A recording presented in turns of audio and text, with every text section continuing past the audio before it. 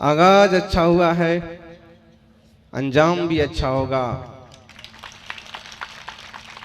आगाज अच्छा हुआ है, अंजाम भी अच्छा होगा। गुरुदेव की कृपा से हर काम अच्छा होगा।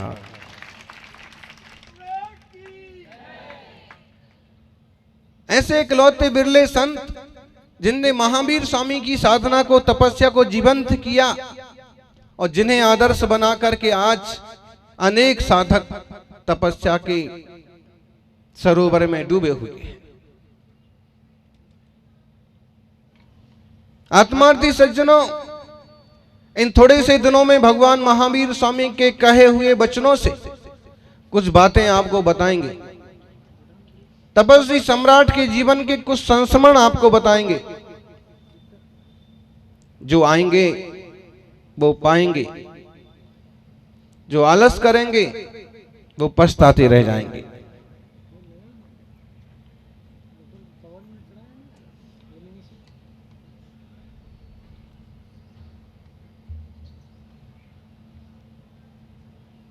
गुरुदेव की स्मृति में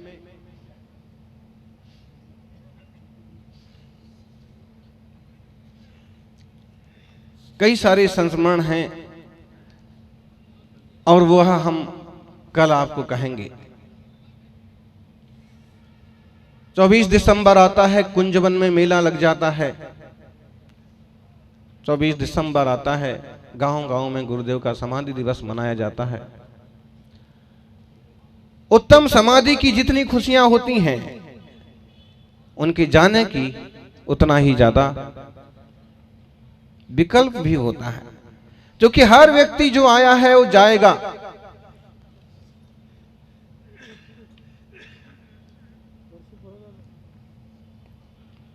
लेकिन कुछ लोग ऐसे होते हैं कि हमेशा हमेशा स्मृतियों में रम जाते हैं।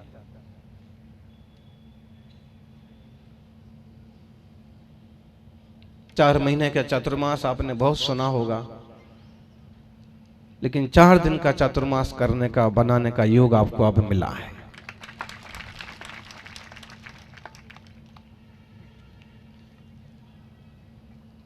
एक युवक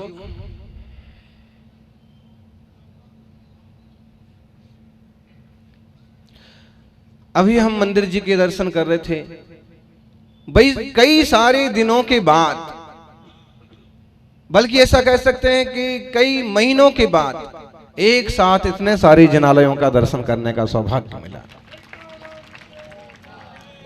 और दर्शन करके बड़ी खुशी भी हुई। लेकिन एक दो मंदिरों की अव्यवस्था देख करके थोड़ा सा दुख भी हुआ कि लोगों की अपनी जिद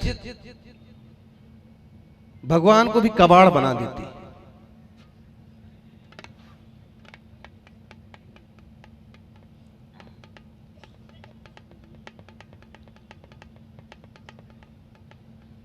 देव शास्त्र गुरु हमारे लिए सर्वोपरि है। दोनों लोग हुआ करते थे कि गुरु ने जो इशारा कर दिया वो सोने की लकीर है, पत्थर की लकीर है। और अब कुछ ऐसे लोग होने लगे कि निर्दोष निस्वार्थ परम तपस्वी गुरु भी कोई इशारा करे और उनके स्वार्थ के अनुसार ना हो तो ना नुकुर करने में नहीं चूक। जबकि तपस्वी तो आपके हित के लिए बोलेगा। सज्जनों, देवशास्त्र गुरु की आराधना जीवन में सुख शांति के फूल खिलाती है। देवशास्त्र गुरु की मंगलमय आराधना जीवन में सुख शांति के फूल खिलाती है। वहीं देवशास्त्र गुरु की गई विराधना सब कुछ धूल में मिला दी। विराधना से बचना, आराधना करना। प्यास होना चाहिए धर्म की, धर्म की प्यास होगी तो आप धार्मिक बनेंगे। धर्म की प्यास नहीं होगी, धर्मात्मा के रूप में आप कुछ और ही बन जाएंगे। एक 12-13 साल का किशोर चलती रेल में पानी बेच रहा था। माइक वाले का लगता है हमसे कोई पुराने जन्म का बैर है। हमारा तो किसी से नहीं है, क्योंकि हमारा तो सीधा साधा जीवन चलता है। बाकी हमारे लिए कौन क्या क्या सोच लेते होंगे। कई लोग भगवान मान लेते होंगे और कई लोग अपने हिसाब से सोचते हैं। तो 12-13 साल का किशोर कुछ छोटी बड़ी पानी की बोतल लिए और इस डिब्बे में जाता है, उस डिब्बे में जाता है, आवाज लगाता है, पानी पानी पानी पानी पानी बोलता जाता है, जिसमें शायद कोई रक्षक नहीं होंगे, विभाग नहीं होंगे, और हो सकता है कि स्वाभिमानी होगा कि हम अपनी कमाई करेंगे और अपना जीवन उठाएंगे।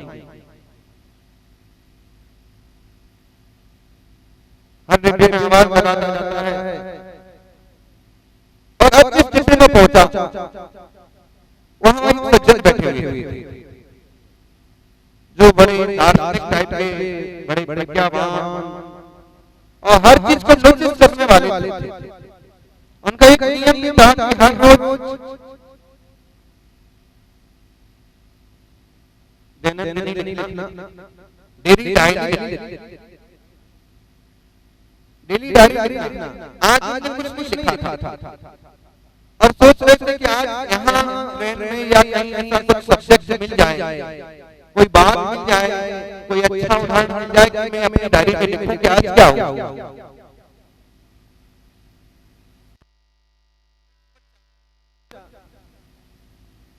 पानी पानी पानी करता हुआ निकला। सज्जन की नजर उस पर गई, विचार करने लगे कि उम्र तो छोटी है लेकिन स्मार्ट है, चतुर मालूम पड़ता है, समझदार मालूम पड़ता है।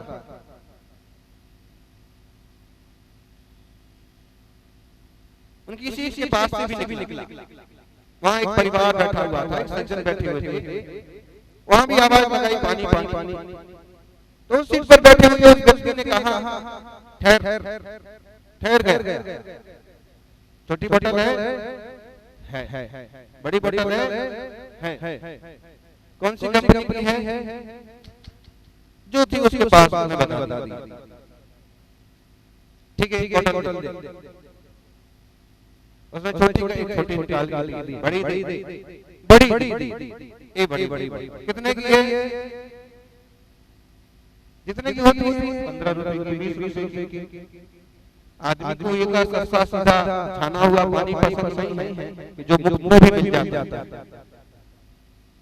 वो बोतल में वही भर करके आ जाता है तो 50 रुपए में भी खरीदने को तैयार है। दिखावा ज्यादा हो रहा है।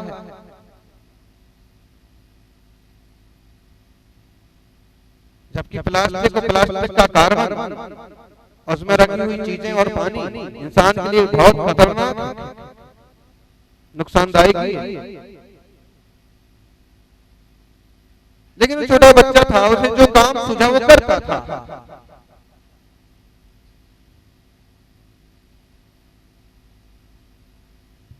पानी की बोतल उस आदमी ने हाथ में ले ली और फिर भाव पूछा। उसने कहा 20 रुपए। छोटा बच्चा कहता है 20 रुपए। वो आदमी कहता है कि 10 रुपए की नहीं देगा। उसने कहा सर, इस पर 20 रुपए लिखा हुआ है, बाजार में भी जाएंगे तो आपको 20 रुपए की मिलेगी। उसने कहा बाजार की बात छोड़, तुम 12 रुपए में नहीं देगा। उसने अपनी बोतल वापस ली और आगे चला गया। बिना कुछ किए, बिना कुछ कहे आगे चला गया। जब आगे चला गया तो जो साथ में दूसरे सज्जन बैठे हुए थे कुर्सी पर, उनसे रहा नहीं गया कि बच्चा कितना समझदार है कि उसने और ज्यादा कुछ बातचीत करने के बजाय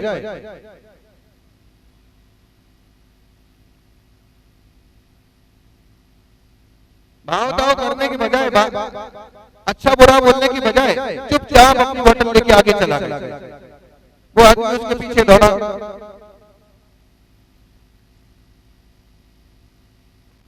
आवाज लगाई, जितना कहिए दार्शनिक कहिए, उसके पीछे दौड़े। दौड़ करके गए, कहा बेटे उस व्यक्ति ने तुम्हें इतना तंग किया, परेशान किया और भाव तो कर ही रहा था, तू थोड़ा और भाव करता तो तेरी बोतल बिक जाती। उसने कहा अंकल उस बात को छोड़िए। क्यों? इसलिए क्योंकि उनको पानी पीना ही नहीं था, उनको प्यास थी ही नहीं। तुम्हें कैसे मालूम कि उसे प्यास नहीं थी? उसने तो बड़े अच्छे से बुलाया था और तेरे से बातें पूछी थी। उसने कहा सब पूछा और उसमें मेरे 4-5 मिनट खराब हो गए, उसे पानी पीना नहीं था। तुम्हें कैसे मालूम पड़ा कि उसे पानी नहीं पीना था? उस छोटे बच्चे ने कहा कि सर जिसे प्यास होती है वो इतना ज्यादा मोल भाव नहीं करता है, पानी पहले पीता है बाद में पैसा देता है।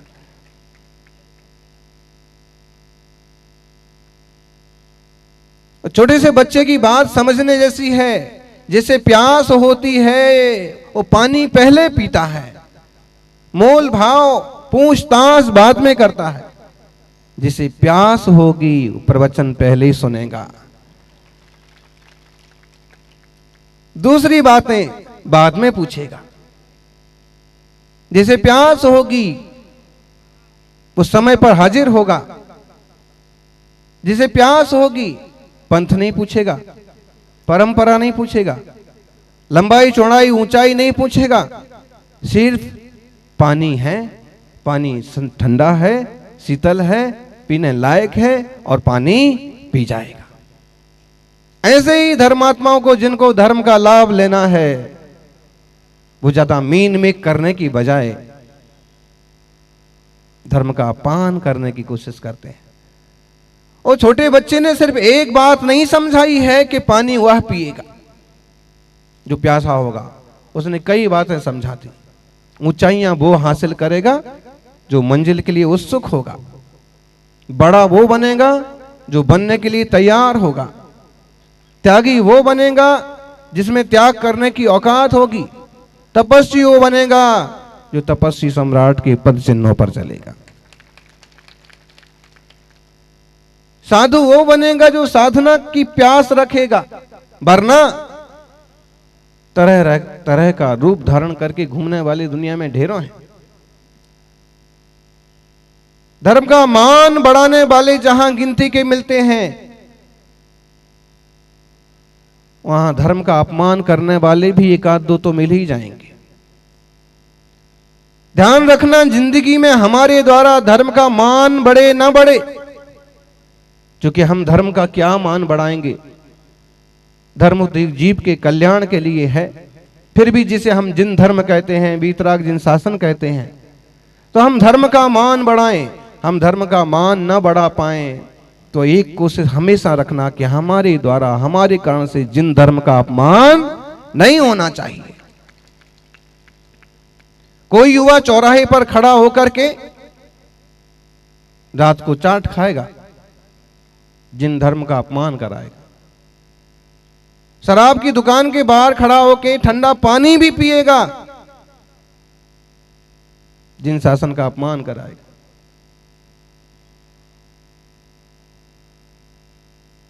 बेज नान बेज लिखा है, वहीं तशरीफ लिए जा रहे हैं। धर्म के अपमान से बचना, धर्म के अपमान कराने से बचना। आप एक इंसान हैं, लेकिन धर्म हजारों वर्षों से, करोड़ों वर्षों से महावीर स्वामी ने, तीर्थंकरों ने इसकी छवि खड़ी की है। निज चैतन्य धर्म की आराधना करके वे खुद सिद्ध शुद्ध हो गए और निश्चय व्यवहारात्मक धर्म का उन्होंने मंगलमय उपदेश दिया। हम इस वीतराग जिन धर्म को समझें, निश्चय नए की ऊंचाइयां, आत्म तत्व की ऊंचाइयां भले छुपाएं ना छुपाएं, लेकिन हमारा व्यवहारिक रूप भी ढंग ढोरा सा बना रहेगा, ठीक ठाक बना रहेगा, तभी आप इस महान परिपाटी के अपमान से तो बच ही जाएंगे। भगवान का दर्शन करने मात्र से जीव का कल्याण होता है। मुनिराजों की संगति करने से भी जीव का उत्थान होता है, विकास होता है। जीवन में इस तरह की कोशिश जारी रखना, प्यास जगाना। प्यास होगी तो प्रवचन अच्छा लगेगा, प्यास होगी तो भजन अच्छा लगेगा, प्यास होगी तो सत्संग अच्छा लगेगा, प्यास होगी तो मुनि संग अच्छा लगेगा। प्यास ना होगी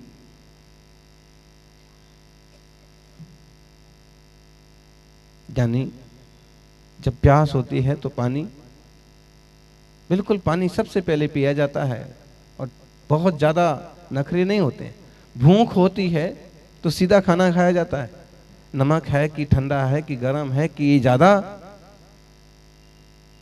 जीवन में प्यास जगाइए और जिन धर्म की सेवा की प्यास जगाइए और निज धर्म को पाने की प्यास जगाइए। वीतराग शासन का अनुसरण करके भगवान महावीर स्वामी सिद्ध हो गए, 24 तीर्थंकर सिद्ध हो गए, अनंत सिद्ध हो गए और वो प्रयोग करके दिखा गए कि हर आत्मा परमात्मा बनने की क्षमता रखता है। आत्मार्थी सज्जनों, अपने आत्मा के अनंत वैभव को पहचानने का पुरुषार्थ करें और उस वैभव को पहचानने में निमित्त बनने वाले इन साधु संतों की सेवा साधना में सहयोगी बने, सत्संग का लाभ लें, आपका जीवन मंगलमय बनेगा। तपस्वी सम्राट ने अपने पूरे जीवन को तप त्याग की भट्टी में झोंक दिया। भेद विज्ञान वाला उनका जीवन, आत्मा और देह की भिन्नता का बोध करने कराने वाला उनका जीवन आज भी अनेकों मुमुक्षुओं को पथ प्रदर्शित करता है। उन प्रभु चरणों में, गुरु चरणों में उनके 11वें समाधि दिवस पर तिथिनुसार आज उनका मंगलमय समाधि दिन है। उनके चरणों में वंदन, उनके जैसी मंगलमय समाधि साधना हम सभी को उपलब्ध हो। जय बोलिए 24 तीर्थंकर भगवान की जय, शीतलनाथ भगवान की।